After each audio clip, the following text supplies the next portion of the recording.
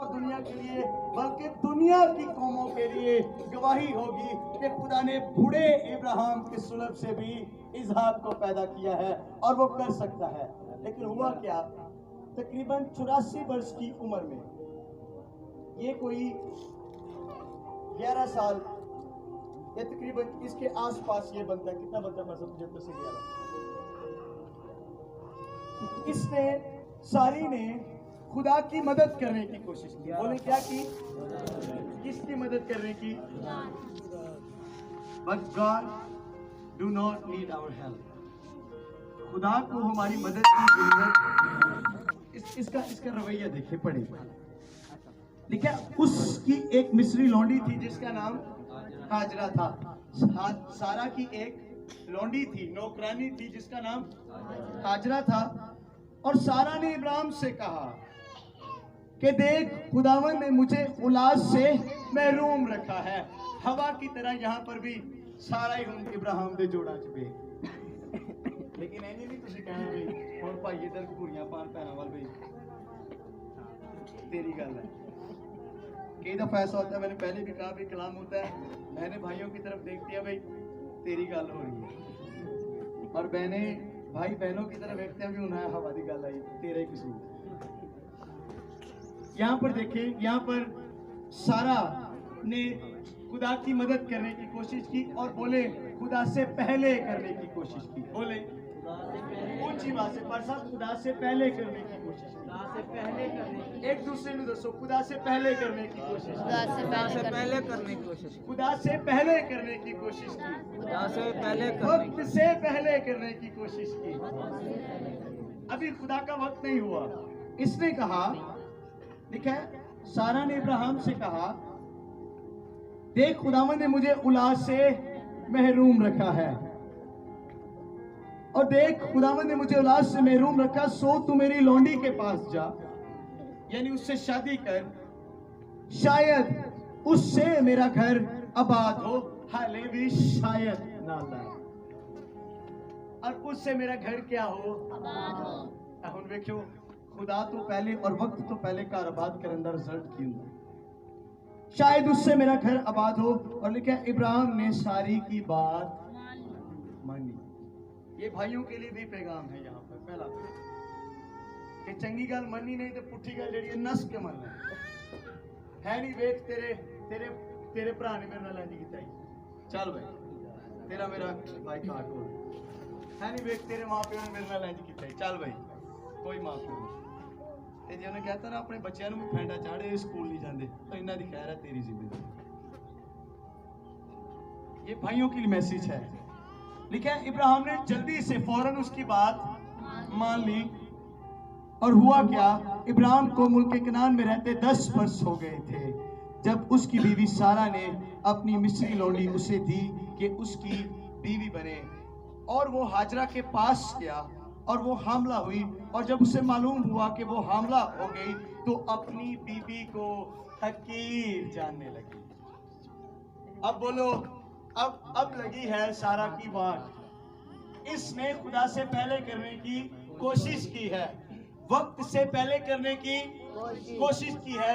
लिखा अपने शौहर से कहा कि तू मेरी नौकरानी से शादी कर, शायद इसमें से मेरे और तेरे लिए औलाद पैदा हो। लिखा कि जब उसके औलाद की उम्मीद हुई तो वो अपनी मालकन को, सारा को हकीर जानने लगी है। अरे ये सारा को वक्त से पहले और खुदा से पहले काम करने का, खुदा की मदद करने का नतीजा भोगना पड़ा है। अब उसकी इंसल्ट होने लगी है, अब हाजरा इसे ताने देने लगी है, अरे तू बांझ है, तू तो मुझसे कमतर है। अब सारा की बेइज्जती होने लगी है, घर के अंदर आबाद होने की बजाय घर उजड़ने लगा है और बर्बादी शुरू हो गई। चर्च खुदा से पहले और वक्त से पहले करने का रिजल्ट ये है। अब आपको सारा हूं, देखो शादी किने करवाई इब्राहिम दी? बोलो सारा ने। अपनी नुकरानी किसने ब्याही? सारा ने। शोर नु मशवरा किने दिता? सारा ने। हुण इथे इंदा अपना हाल। और लिखे वो हाजरा के पास गया, और लिखे जब उसे पता चला और वो अपनी बीबी को, बीबी का मतलब है अपनी बेगम को, अपनी मालकन को हकीर जाने लगी, तब सारा ने इब्राहिम से कहा, जो जुल्म मुझ पर हुआ वो तेरी गर्दन पर है। शादी खुद करवाई है और अब कहती है कि जो जुल्म मेरी नुकरानी मेरे साथ कर रही है इसका जिम्मेदार, अब जो जुल्म मुझ पर होता है इसका गुनाह तेरी गर्दन पर है।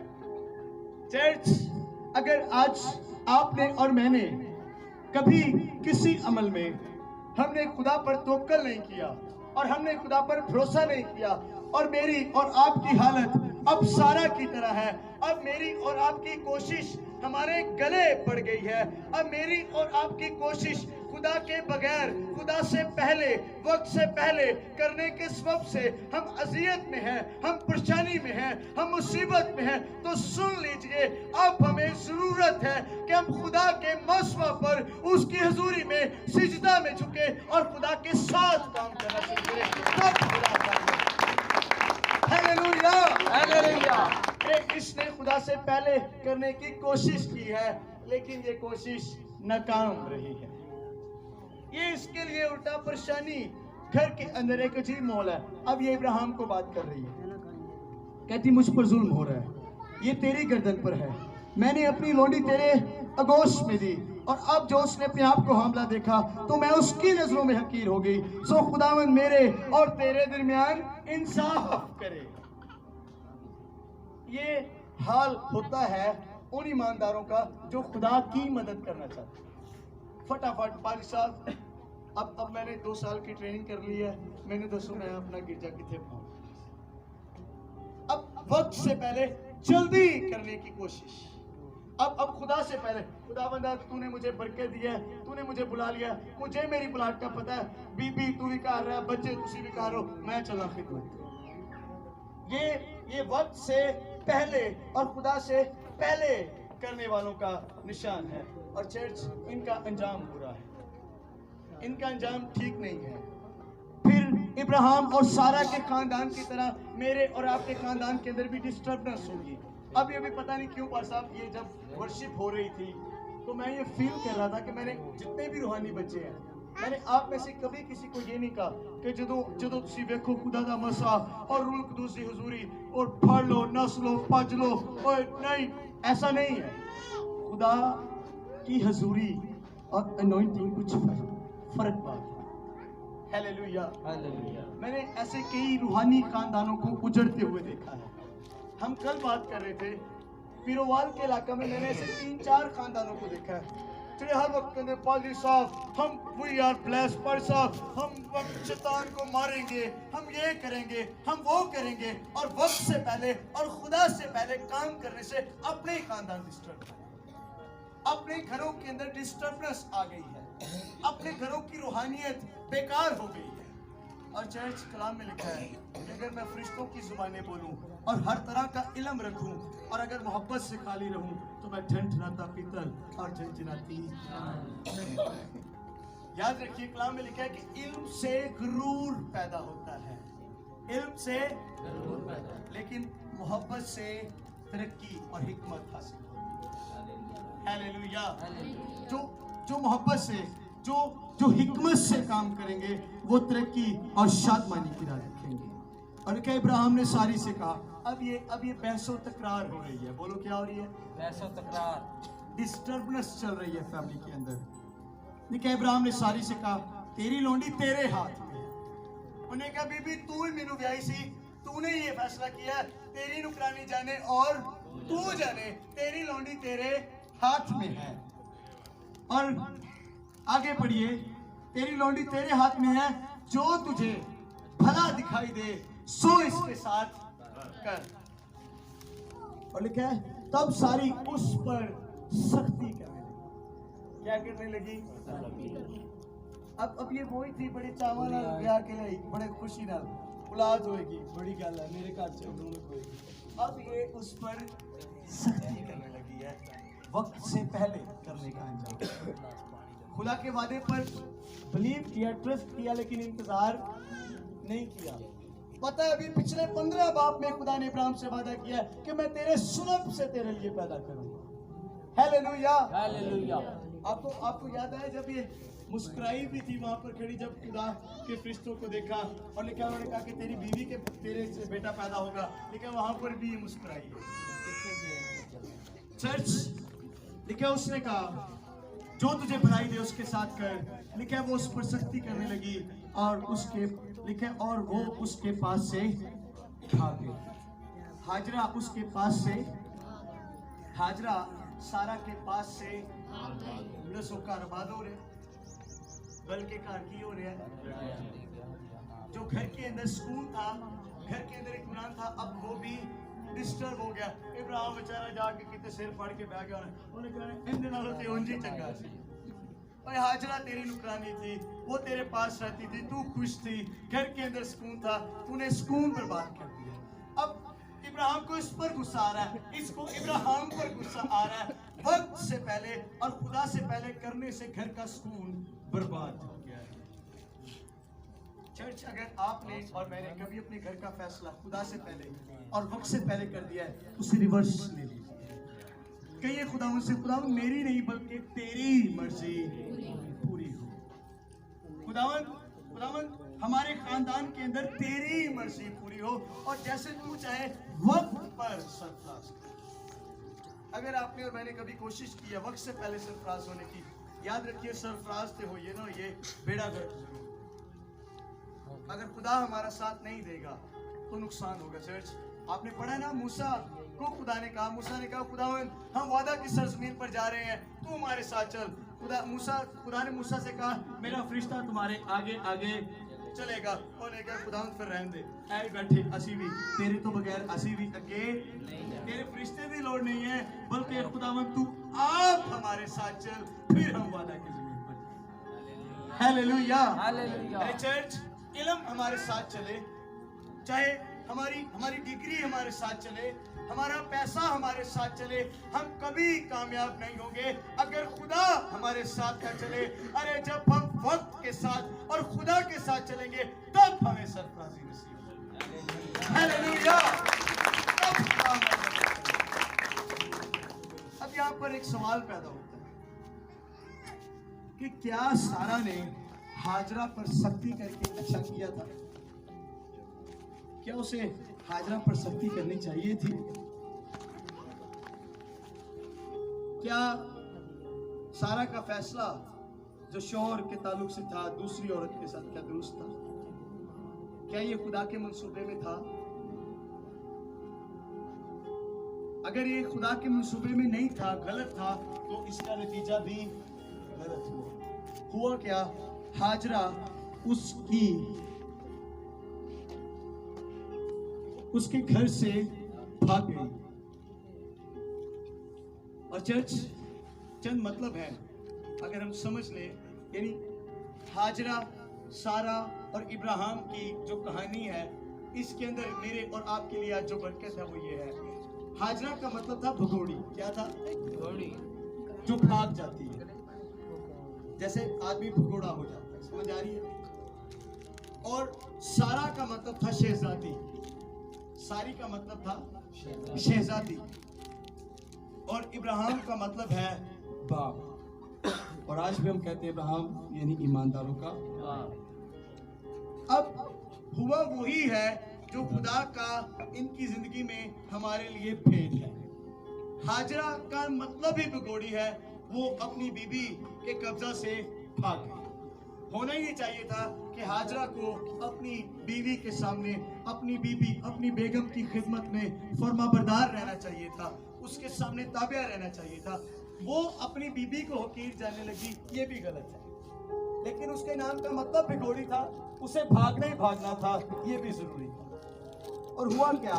ठीक है, जब हाजरा भाग गई तो वो बियाबान के एक चश्मा के पास जाकर रुकी, जहां पर उसे खुदा का एक फरिश्ता दिखाई दिया। Hallelujah, hallelujah, hallelujah. अब फिल्म के अंदर इंटरमिशन आ रहा है। हालेलुया। अब स्टोरी के अंदर इंटरमिशन हुआ है। अब खुदा ने खुद इस स्टोरी के अंदर इंटरफेयर किया है।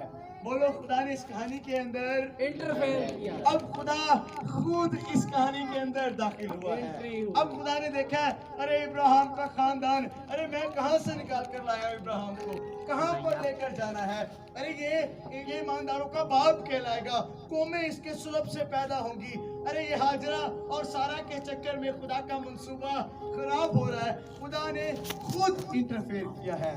और हमने क्या पढ़ा यहाँ पर लिखा, तब जब वो अपनी बीवी के कब्जा से भाग गई तो खुदा का फरिश्ता उससे मिला और उसने उससे कहा कि देख तेरे बेटा होगा और उसका नाम इस्माइल रखना, इसलिए कि खुदावन ने तेरा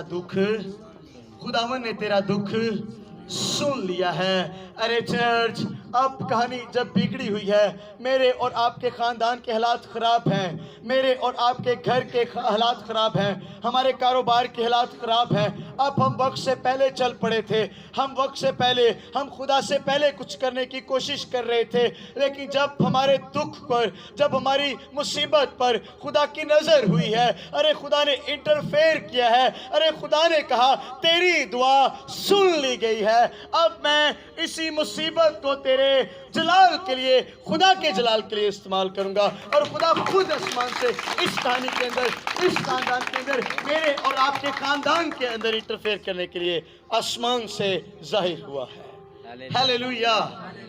और लिखा है चर्च, कई दफा हम बेसब्रे हो जाते हैं, हम भी खुदा से पहले भाग पड़ते हैं।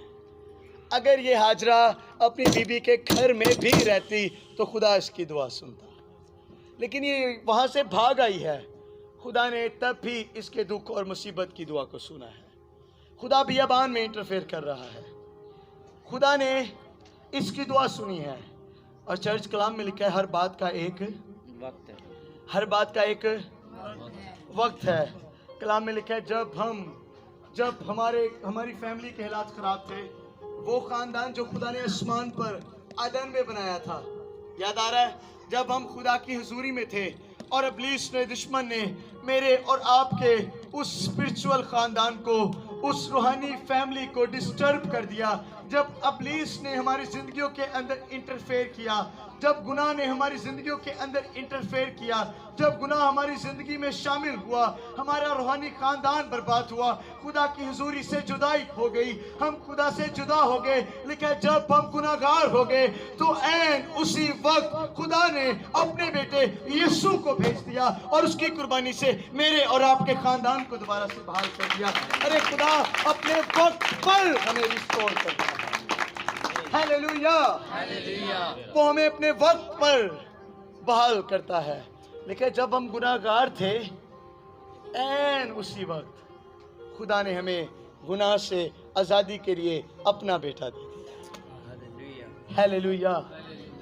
चर्च, जो खुदा ने बेटा दिता ते लिखा फिर गुनाह का कोई जोर बाकी, जो खुदा इंटरफेयर करता है ना, तो खुदा फिर परमानेंट सोल्यूशन करता है। खुदा फिर इको बारी करता है, जो भी करता है, खुदा को बार बार करने की ज़रूरत नहीं पड़ती। Hallelujah, hallelujah. अरे चर्च, देखिए खुदा का फरिश्ता जो उसके पास आया, वो इससे सवाल करता है कि तू क्यों भागी है। तुसी देखे ना, क्या खुदा के फरिश्ते को सब कुछ मालूम नहीं है? दसो, क्या फरिश्तियां नु सारा कुछ पता नहीं चलता? क्या खुदा के फरिश्ते सब कुछ नहीं जानते? लेकिन खुदा क्या चाहता था?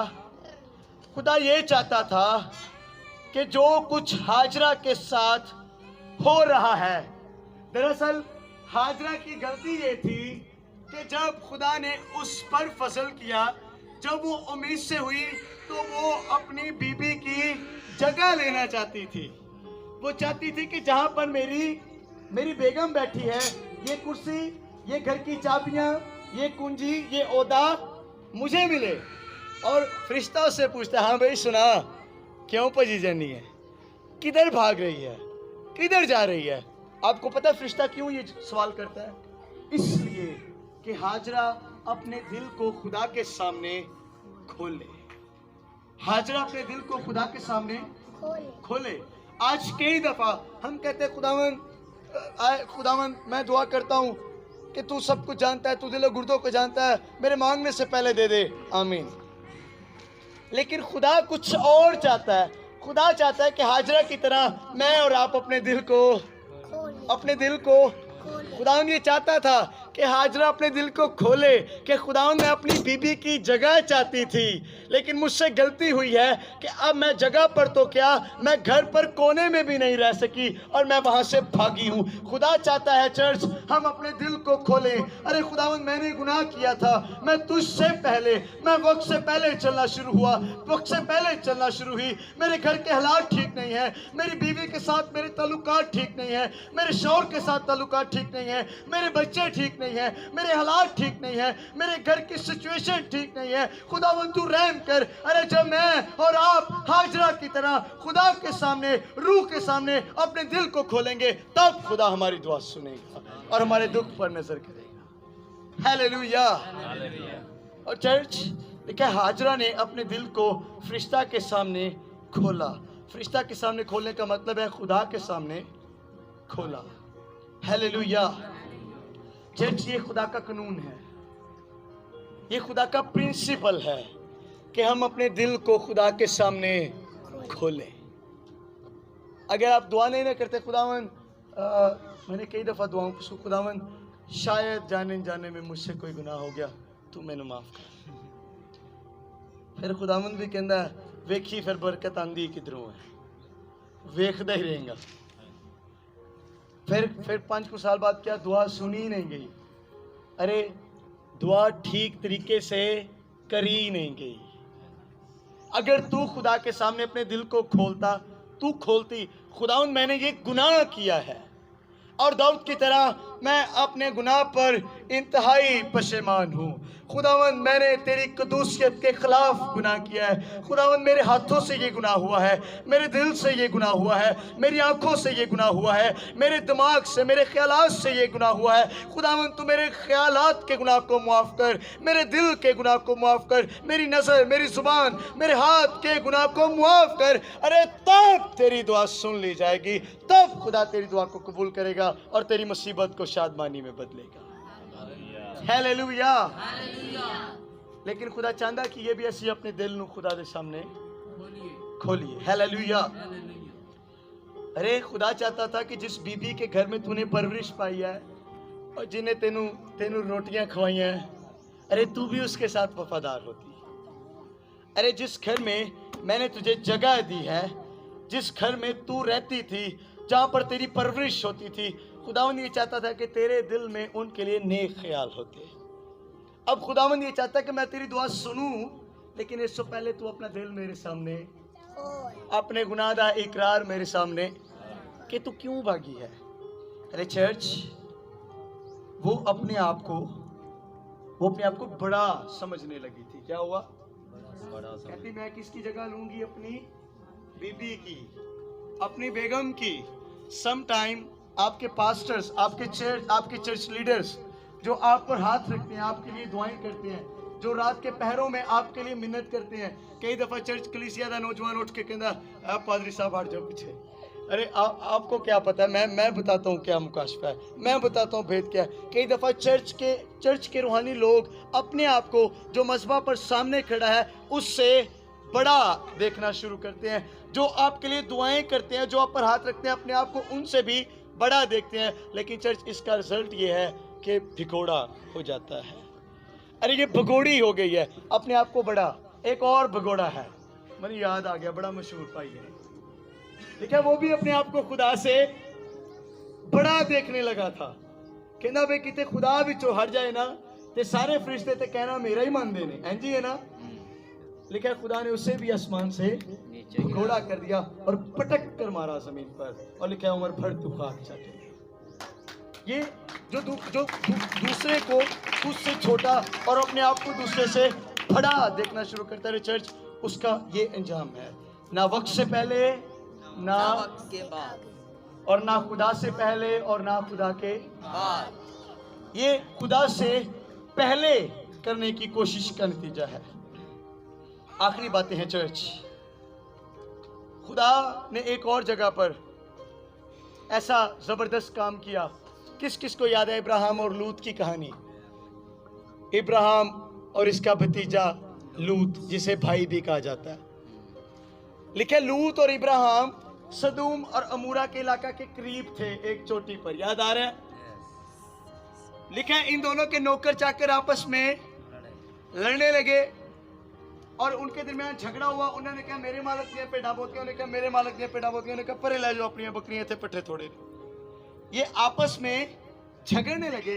देखा इब्राहिम को इस बात का इल्म हुआ और उसने लूत को बुलाया। उसने कहा कि हमारे नौकर चाकर आपस में लड़ते हैं, इससे बेहतर है कि हम एक काम करें, हम क्यों ना एक तकसीम कर लें ताकि हमारे दरमियान, भाइयों के दरमियान ये झगड़ा ना हो।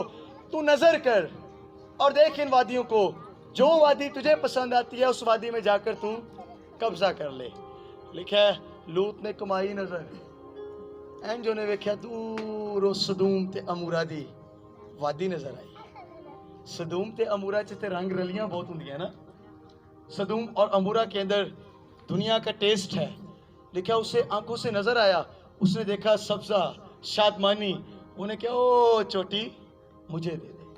अब खुदा से पहले करने वाले का अंजाम देखिए। लूत ने जो सब्ज जगह थी, जहां पर शदाबी थी, सब्जा था, खुशहाली थी वो जगह, और सब है कि फर्क है, लूत ने ले ली। और जो बंजर जमीन थी, खुशकी थी, उजाड़ थी, वो इब्राहिम के हिस्सा में आई।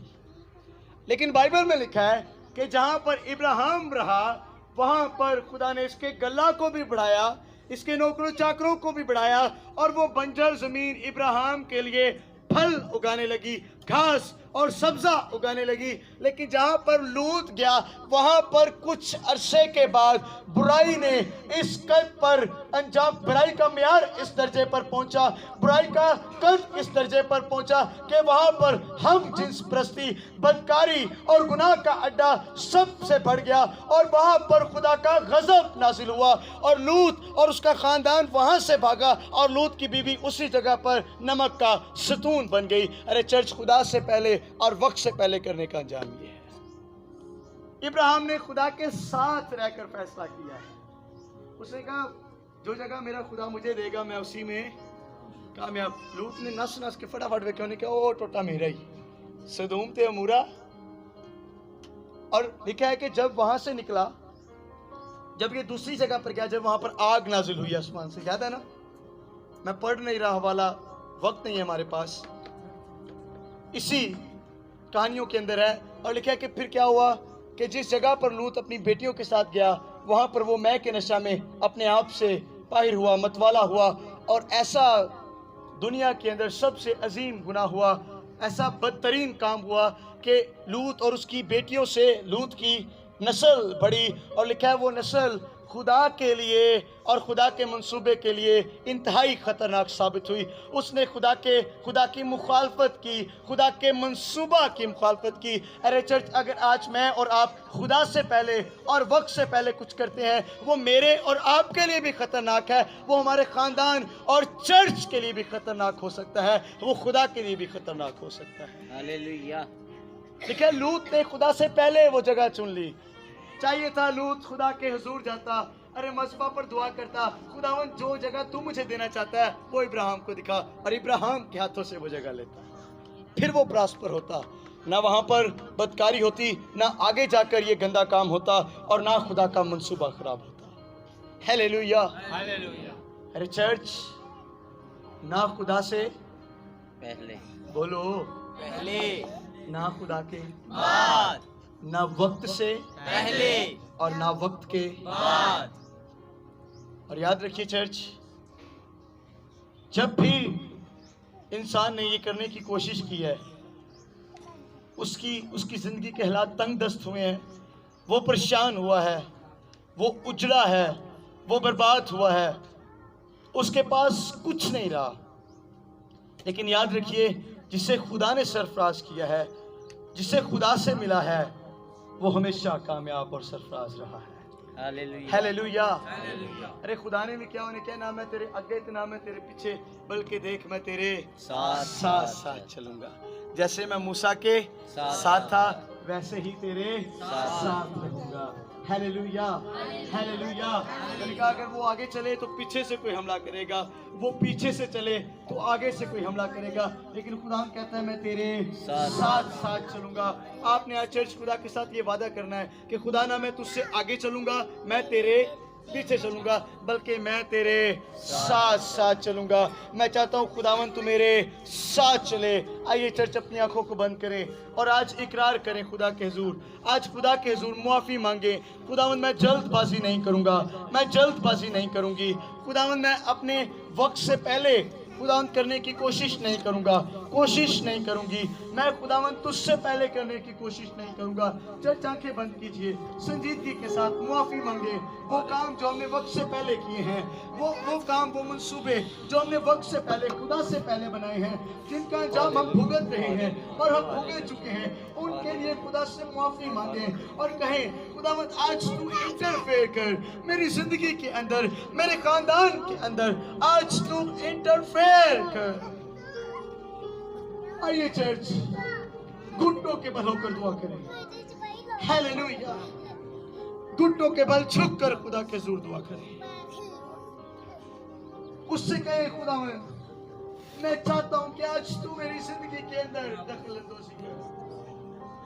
खुदावंद तू आज मेरे घर के अंदर दखल अंदाजी कर और खुदावंद मेरे रूहानी हालात को तब्दील कर, मेरे जिस्मानी हालात को तब्दील कर। खुदावंद आज तू ये कर, क्योंकि खुदावंद तू कर सकता है। तेरे सिवा कोई और खुदा नहीं है जिसके लिए खुदावंद तू ही खुदा है जो ये करने की कुदरत रखता है। कहे चर्च, कहे खुदावंद मेरे इस्तिवाजी हालात ठीक कर, खुदावंद मेरे घरेलू हालात ठीक कर, मेरे बच्चों के साथ मेरे ताल्लुकात को ठीक कर। बच्चे दुआ करें खुदावंद हमारे माँ बाप के साथ हमारे हालात को तब्दील कर। कहे खुदावंद हमारे घर के हालात ठीक कर, घरों के अंदर से डिस्टर्बनेस, खुदावंद हमारे खानदान के अंदर से बेचैनी और खुदावंद बेसुकूनी की स्पिरिट जाती रहे यीशु के नाम में। और खुदावंद हम मोहब्बत, इत्मीनान और रूह कुदूस की हजूरी और तेरे मंसूबा के अंदर से हालेलुया। खुदावंद हम तेरे कलाम के लिए तेरा शुक्र करते हैं। तू आज हमसे कलाम करता है, हमारे हालात को ठीक करता है। हम आज तुझसे वादा करते हैं कि ना हम तुझसे पहले चलेंगे ना तेरे बाद चलेंगे, बल्कि खुदावंद तेरे कलाम में लिखा है कि तुम मुझसे जुदा होकर कुछ भी नहीं कर सकते। खुदावंद हम तेरे साथ चलेंगे, तेरे मंसूबों के साथ चलेंगे, तेरे कलाम के साथ चलेंगे, तेरी मर्जी के साथ साथ चलेंगे। और खुदावंद हम ना वक्त से पहले चलेंगे ना वक्त के बाद चलेंगे, बल्कि हम तेरे मुकर्रर किए हुए वक्त के साथ चलेंगे। तो हमें इस कलाम पर अमल करने की और इसके सबब से बेइंतहा फल लाने की तौफीक बख्श, यीशु के नाम से आमीन।